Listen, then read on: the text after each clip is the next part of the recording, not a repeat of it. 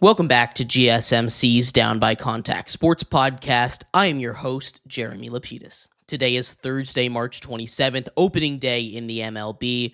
We have a lot to get into. The Sweet 16 is right around the corner. If you're just tuning in, we just finished talking about LeBron James and Stephen A. Smith, but the Sweet 16 also has tipped off already. We're going to talk about that, who's going to win each of the four matchups and why they might win. Coming up for today. Tomorrow we'll cover tomorrow's matchups. But before we get into that, remember, if you would like to be an even bigger part of the show than you already are, all you need to do is go to gsmcpodcast.net.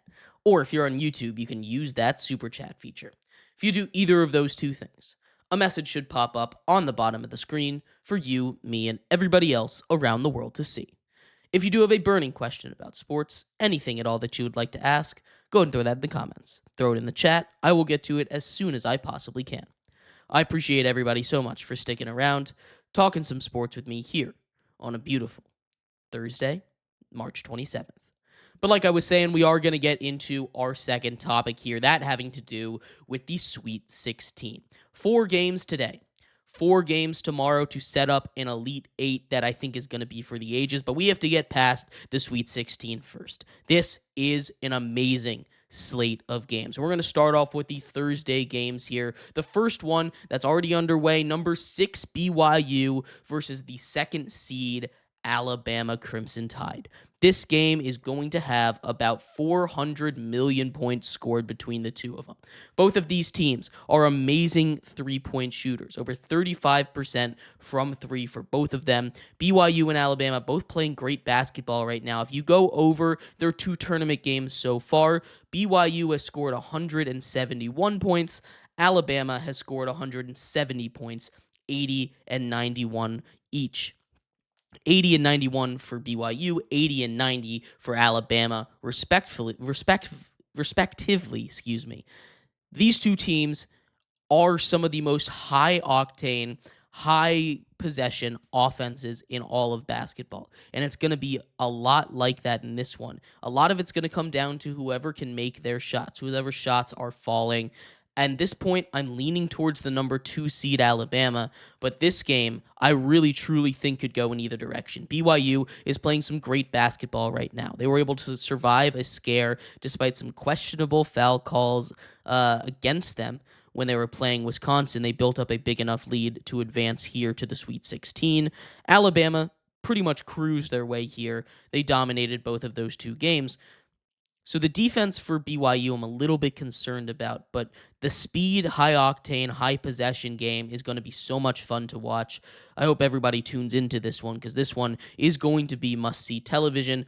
I'm leaning towards Alabama in this one. Again, at the end of the day, it kind of goes down towards what I said at the beginning of the tournament. When we were breaking down which teams had a real shot and which teams didn't. We went off history, just 100% trends, and Alabama was left in that top 5. So I'm going to have them advancing, although truly, this one could go either way. I really do love where both of these teams are, and I think Alabama will advance to the Elite 8 to play the winner of Duke versus Arizona.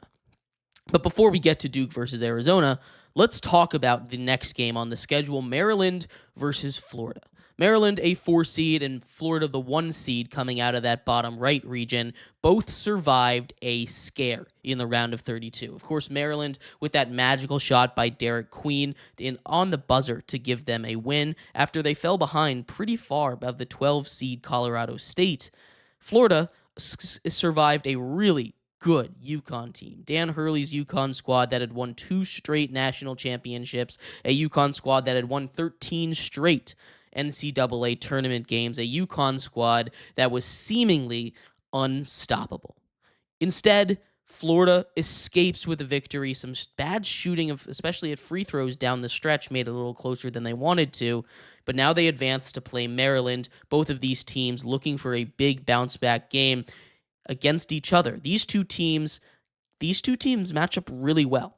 You got the Crab 5 for Maryland, one of the best starting 5s in all of college basketball, versus Florida, who has really a complete team. They obviously have that starting 5 that you don't really want to mess with, but the rest of the team, when you get to the bench, aren't any slouches either. It's going to be really tough. If Maryland can stay out of foul trouble, especially with that with that starting five, they've got a real shot in this game. The one thing that puts me pause when we're talking about this Maryland squad is the coaching issues.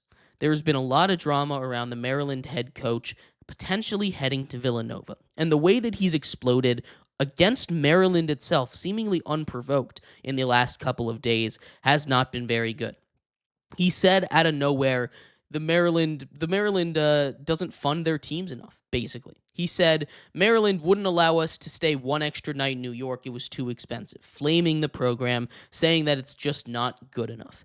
Then he's been asked about potentially going to Villanova. First couple times he was like, yes, I addressed it with the team. Then it came out. He said, I'm working on an extension with the athletic director. The athletic director and him, he said, were 100% on the same page. 24 hours later, the athletic director leaves to be the athletic director of SMU. So what does that mean for the Maryland head coach? Well, he's kind of hinted at going to Villanova. Seems like that's most likely where he's going to go. The Maryland fans are not very happy with him. And that's drama is the last thing you want when you're trying to go on a national title run. This is a Maryland squad, probably the best one in the 2000s for them. This is the first time they've reached the Sweet 16 in nearly 20 years. It's been a very long time for them. They're trying to win this game, but the coaching staff and everything going on might be too big of a distraction. I still think this will be a great game. I think whoever wins this game advances to the Final Four, and honestly, I think whoever wins this game advances to the championship round. But it's not going to be easy. And because of the drama with the Maryland head coach, I'm taking Florida to win this game. Then we have Arizona versus Duke. Another 4-1 matchup here. Duke is playing like the best team in the nation right now. Now, to be fair, they haven't necessarily played the toughest competitions. When we're talking about the route each one seed has taken to get here, all of them still alive. Each of them, of course, played that 16 seed in the first round, got past them pretty fine. Auburn had a little bit of trouble, but survived that one just fine. Then you had the next round, where you saw Auburn play a Creighton team that was playing really good basketball, made it past UConn all the way to the Big East Championship game, a UConn team that put Florida through everything it possibly could handle, and a Gonzaga team that gave Houston a run for its money, a Gonzaga team with a very good head coach with a tradition of making it to the Sweet 16 at a minimum. It was not easy for any of them. Duke, on the other hand, and I'm not saying it was easy, they played a different level of competition. They played Baylor. And I think Baylor was a very good basketball team. But Baylor was not a team that I was looking at and being like, ooh, maybe they could win. Every other one seed, I thought Creighton had a chance to win against Auburn. I thought UConn had a chance to beat Florida. I thought Gonzaga had a chance to beat Houston. I never in my mind had a thought that Duke would lose to Baylor. Now, maybe that's saying something about Duke. Maybe it is. Maybe that's saying something about Baylor. But either way, I feel like Duke, despite playing like the best team in the nation right now, hasn't really played the same level of competition as every other one seed yet. Arizona is going to be their first real fight. And Arizona's defense still isn't that great. Duke has getting contributions from everywhere, right? John Shire has done an amazing job coaching this team. You have, outside of Cooper Flagg, a bunch of guys still filling up the stat sheet for Duke. So this isn't a one-man army. This is an army that Duke has. But Arizona has Caleb Love. And Caleb Love is someone that can solo an army if he needs to. Caleb Love is someone that on a night like he had against Oregon can carry your team to a new dimension. If he had a bad night, they are not here right now. Arizona is only here because Caleb Love can just turn into the best shooter on the planet in any given moment, any given night. He can turn into the best shooter on the planet, and that is what they need if they're going to take down the Duke Blue Devils here tonight. I don't think they're going to be able to get it done. I think Caleb Love still might have a good game, but I think Duke is going to be a little bit too much, and unless Caleb Love really goes off, which he is capable of doing it, I just don't really see a way that Duke loses this one. I have them advancing to the Elite Eight to take on Alabama.